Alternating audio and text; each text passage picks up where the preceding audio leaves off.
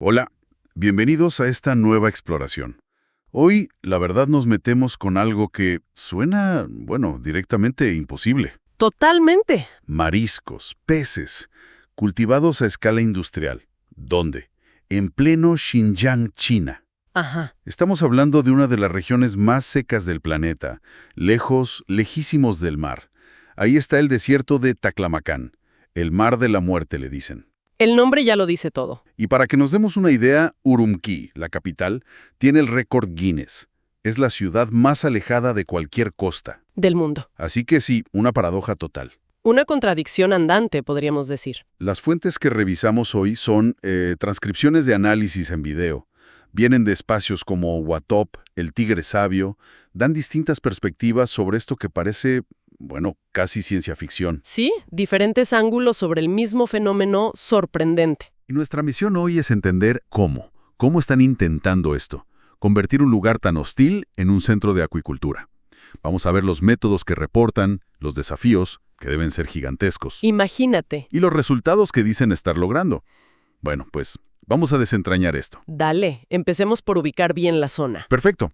Xinjiang, región autónoma uigur, allá en el noroeste de China. Frontera con Mongolia, Kazajistán. Sí, Es gigante.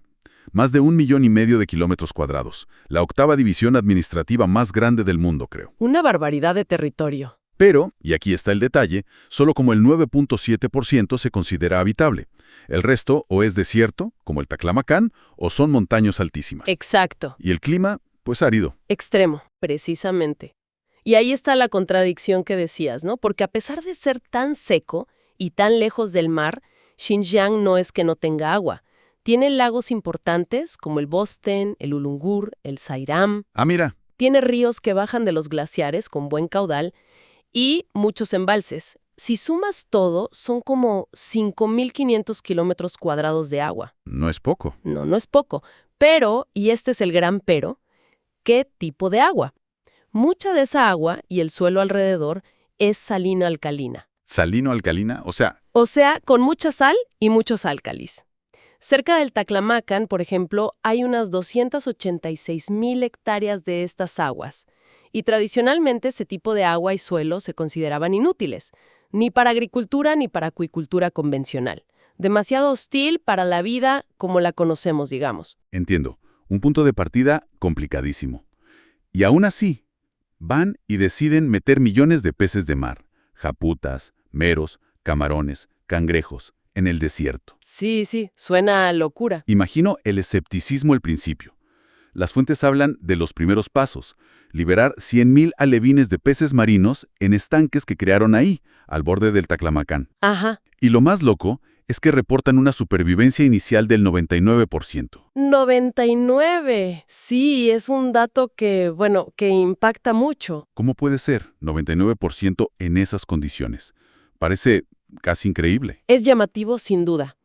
Pero lo fascinante de verdad, el corazón de la innovación, según estas fuentes, es cómo atacaron el problema de raíz, el agua. Claro. No bastaba tener agua, tenía que ser agua apta para bichos de mar. Y la clave fue que desarrollaron y patentaron un método para convertir esa agua salino-alcalina en lo que llaman agua de mar artificial. Espera, agua de mar artificial en medio del desierto. ¿Cómo hicieron eso?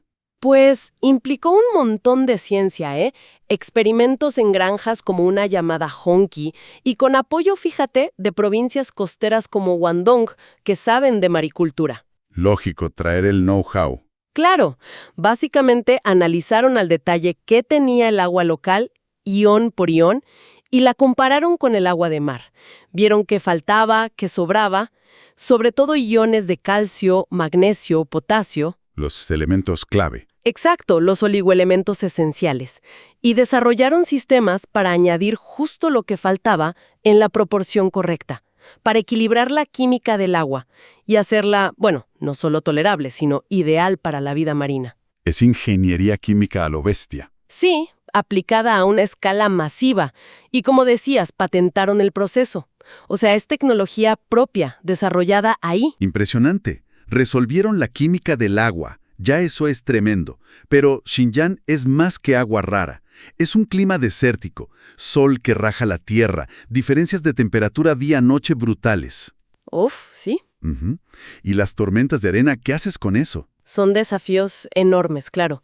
Con el clima, fíjate, dicen que la luz solar intensa y esa diferencia de temperatura día-noche, aunque suene mal, puede hasta ser buena para el crecimiento de algunos organismos. Ah, mira qué curioso. Pero el peligro real son las tormentas de arena. Te pueden tapar los estanques, literalmente. Para eso, describen una red de vigilancia meteorológica súper avanzada. ¿Ah, sí? Sí, que da pronósticos detallados con 48 horas de antelación, alertas tempranas no solo de arena, sino de olas de calor, frío. Clave para proteger todo. Fundamental. No solo para las instalaciones, sino hasta para planificar cuándo mover los alevines, que son súper delicados. Buscan ventanas de tiempo seguras. Tiene sentido. Y la temperatura del agua misma. Con esas variaciones del desierto, debe ser un lío mantenerla estable. Exacto. Ese es otro punto crítico. Hablan de implementar sistemas ecológicos inteligentes. Suena bien. ¿Pero qué son? Bueno, las fuentes no entran en el detalle técnico fino, pero se entiende que son sistemas de control, recirculación, para mantener el agua entre 20 y 30 grados Celsius, más o menos. El rango ideal para muchos peces. Claro, probablemente usan sensores, calefacción o enfriamiento según haga falta, manejo del flujo, tecnología para crear un ambiente estable. O sea, si juntas todo, modifican el agua, controlan el clima local, manejan la temperatura. Exacto, es un esfuerzo tecnológico tremendo para vencer barreras que parecían infranqueables. Es casi como geoingeniería, pero enfocada en producir comida. Y aquí es donde la cosa se pone realmente interesante. Porque una cosa es la tecnología y otra los resultados. ¿Qué impacto real ha tenido esto? A nivel local para la gente de Xinjiang. Según los informes, el impacto es grande. Hablan de decenas de miles de personas que ahora viven de esto, directa o indirectamente. Decenas de miles. Sí, y dan datos comparativos. Ya en 2016 decían que un pescador de estas nuevas granjas ganaba unos $2,300 al año. Eso eran $800 más que un agricultor tradicional de la zona. O sea, una mejora económica real. Eso parece indicar. Y también hablan de creación de empleo. Un ejemplo, las granjas de salmón, dicen, crearon unos 3,000 empleos. ¡Wow! Otro caso, una granja ayudó a 30 familias a subir sus ingresos anuales entre $1,400 y $2,700. Son cifras concretas. Son cifras que cambian vidas en esas zonas.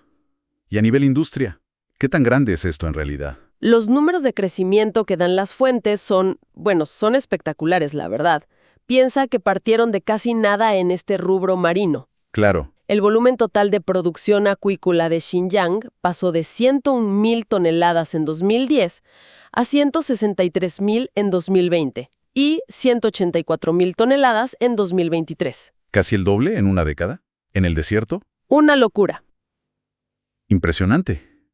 ¿Y eso en dinero cuánto es? Pues esa producción de 2023 la valoraron en unos $530 millones. $500 millones. No está mal. Pero las proyecciones son mucho más ambiciosas. Esperan que para 2025 el valor de la industria acuícola de Xinjiang roce los $3,000 millones. $3,000 millones. Sí.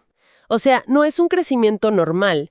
Es crear una industria multimillonaria de la nada en un lugar súper improbable. Es difícil hasta imaginarlo. ¿Y cuánta superficie usan? Ya superan las 75,000 hectáreas dedicadas a esto. Y hay datos más frescos, de octubre de 2024. 6 grandes cooperativas criando cientos de miles de peces, más de 300,000 cangrejos, casi 5 millones de camarones. ¿Millones? Sí. Incluso las ventas de estos productos dentro de China se dispararon. Crecieron 106% en un año, en 2023, superando los $54 millones en ventas minoristas. Una escala masiva. Construir algo así, tan rápido, en ese lugar. Exacto. Y si lo miras en el contexto general, esto tiene varias implicaciones para China. Primero, claramente la autosuficiencia alimentaria. Menos dependencia de mariscos importados, que a veces son caros o el suministro es inestable. Lógico. Buscan seguridad alimentaria. Segundo, crearon un mercado potente. No solo venden dentro de China, exportan a Japón, a Finlandia, mercados exigentes. A Finlandia. Sí, y la etiqueta marisco de Xinjiang se hizo viral en redes sociales chinas. Generó mucha curiosidad. ¿Y por qué tanto interés? ¿Hay algo especial en cómo se perciben estos productos? Sí, las fuentes apuntan a un ángulo de marketing interesante. Por un lado, la gente los ve como ecológicos o limpios. Ecológicos. En el desierto. Suena raro, ¿no? Pero la idea es que vienen de aguas interiores, controladas, lejos de la contaminación marina que preocupa a muchos.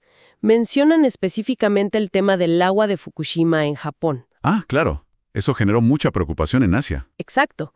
Entonces, la gente busca alternativas que perciben como más seguras.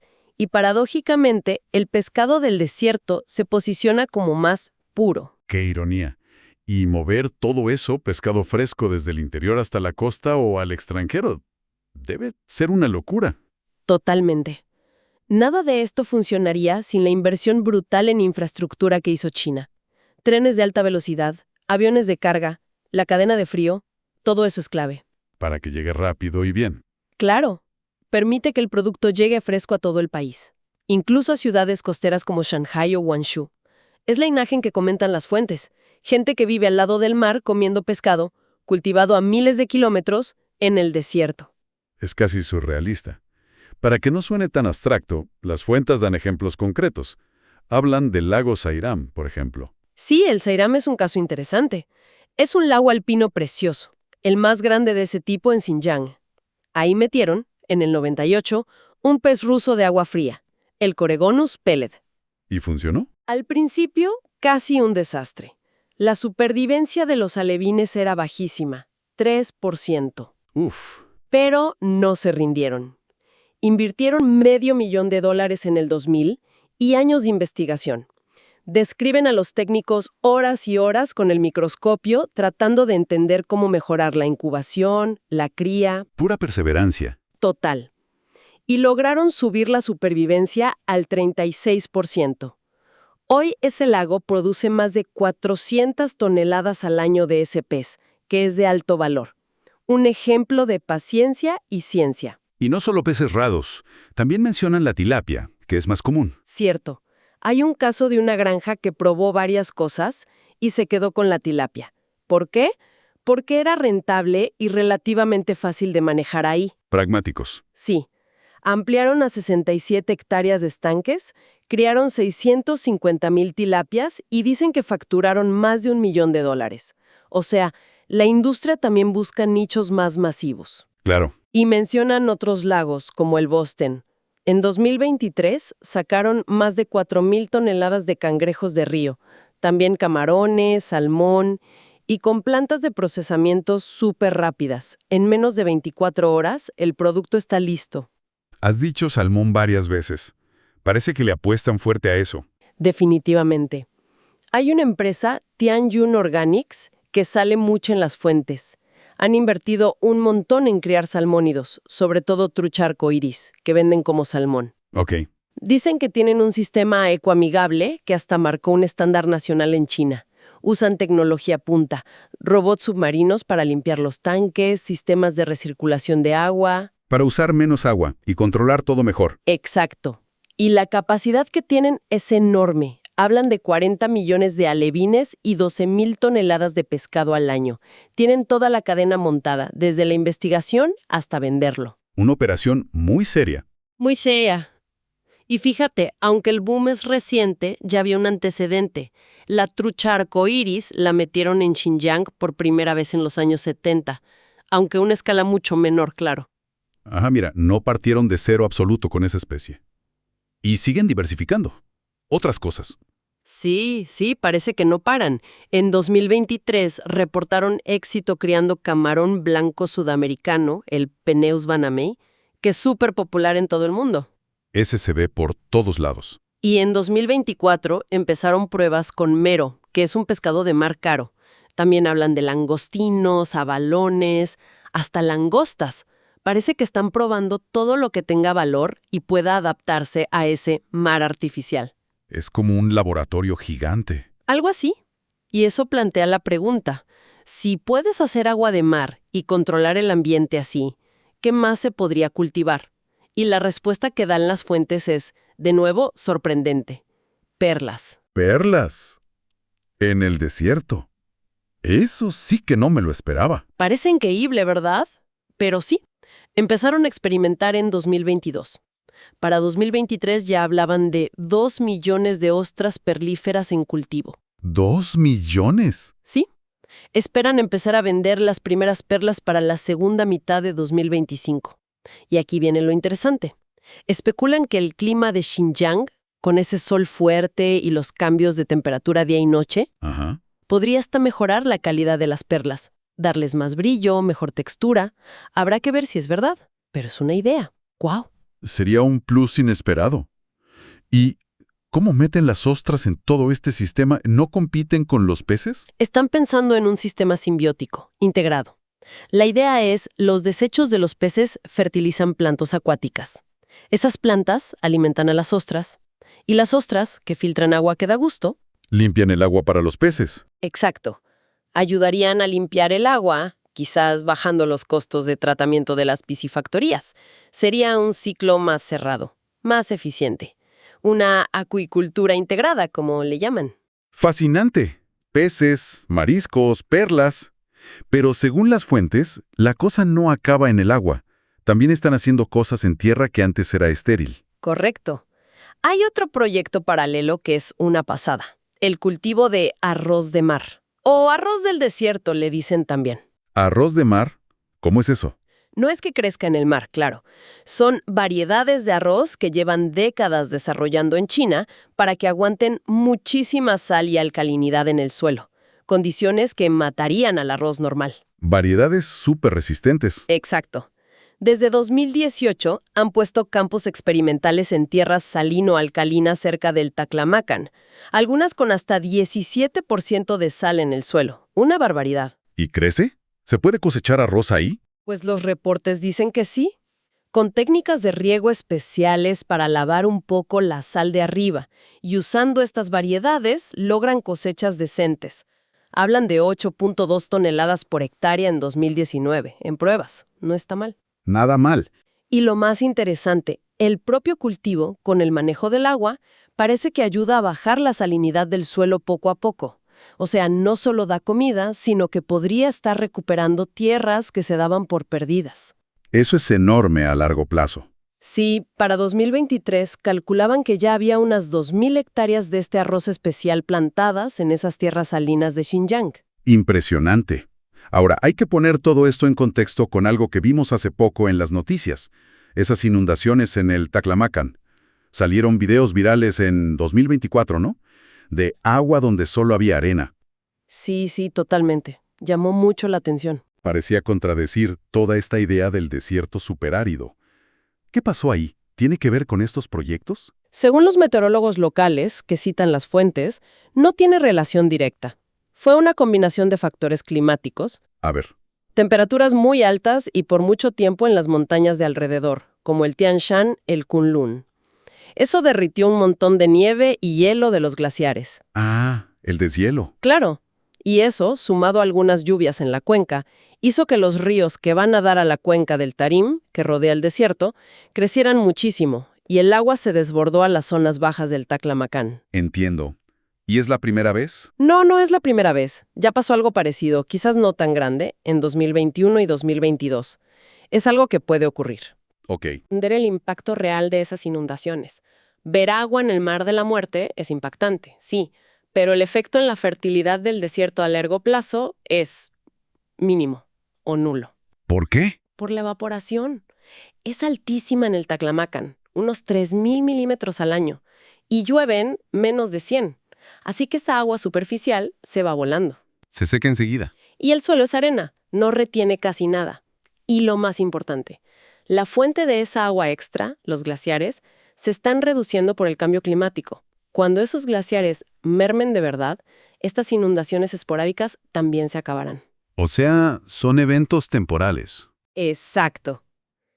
La transformación productiva real y duradera de la que estamos hablando en Xinjiang no viene de estas inundaciones naturales. viene de la tecnología aplicada a propósito. El agua de mar artificial, los cultivos controlados, el arroz resistente a la sal. Eso es lo que está cambiando el panorama de forma sostenida. Entendido. La naturaleza da un espectáculo, pero el cambio profundo, según esto, viene de la ingeniería, de la biotecnología. Entonces, resumiendo un poco, lo que nos cuentan estas fuentes es una transformación increíble de partes de un desierto súper hostil. Sí. Usando tecnología, innovación, han creado una industria acuícola que parecía imposible. Y no se quedan ahí. Van por las perlas, por recuperar tierras con arroz especial. Exactamente. La escala que describen, los resultados económicos que reportan, si se consolidan, demuestran una capacidad tremenda para manipular ambientes extremos para producir cosas. Es como una muestra de poder tecnológico. Sí, y pone de relieve esa interacción entre la necesidad, seguridad alimentaria para China, desarrollo para una región, y la capacidad tecnológica para rediseñar ecosistemas. Es un testimonio de lo que la ingeniería ambiental y la biotecnología pueden lograr con recursos y decisión. Y esto nos deja pensando, ¿no? Una reflexión final, quizás. Si estas fuentes dicen que es posible y rentable criar peces, mariscos, perlas y hasta arroz en el mar de la muerte, venciendo la aridez y la sal, Ajá. ¿qué otros lugares o desafíos ambientales que hoy vemos como imposibles, como intocables, podrían abordarse con enfoques parecidos en el futuro? ¿Hay límites reales a nuestra capacidad de adaptar el planeta? ¿O los límites son más bien tecnológicos, económicos, éticos y, por lo tanto, quizás, móviles? Es una pregunta potente para quedarse pensando sin duda. ¿Dónde está el límite?